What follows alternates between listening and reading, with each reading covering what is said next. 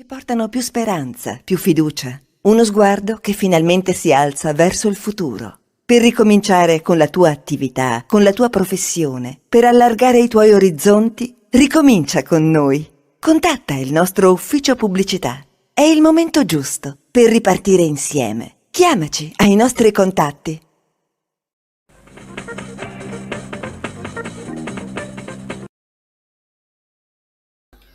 Ben ritrovati dunque gentili amici e amiche a questo terzo appuntamento live su friulitv.net, aggiornamenti di cronaca in Friuli, Venezia, Giulia.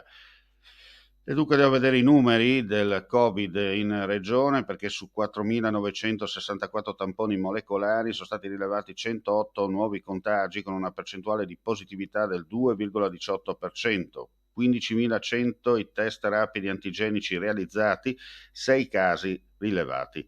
Nella giornata odierna non si registrano decessi, 7 le persone ricoverate in terapia intensiva, 49 i pazienti ospedalizzati in altri reparti.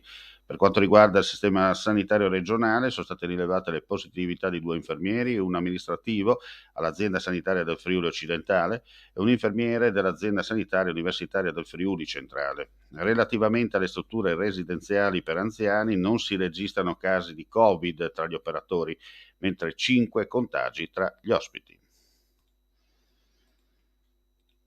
La crescita dell'incidenza del Covid-19 nelle ultime settimane in regione è collegata in prevalenza all'aumento dei casi registrati a Trieste, dovuto sia alla più bassa percentuale di vaccinati rispetto alla media regionale che all'età mediamente più avanzata della popolazione e alla numerosità degli ospiti delle case di riposo e della popolazione scolastica. Gli anziani sono stati i primi a essere sottoposti a vaccino, ma è noto che la loro risposta immunitaria tende ad affievolirsi nel tempo.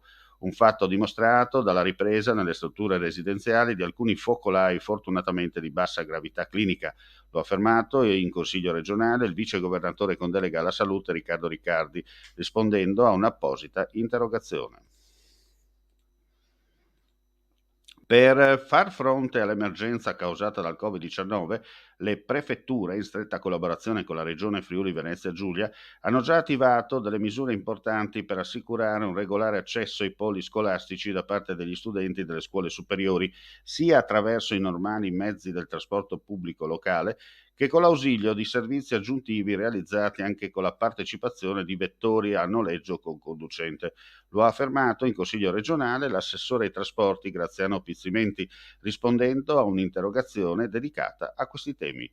E con questa notizia chiudiamo qui questa edizione flash del pomeriggio. Grazie come sempre per la visione e l'ascolto. Ulteriori aggiornamenti sul nostro sito friulitv.net. Non resta che augurare a tutti voi un buon proseguimento di serata.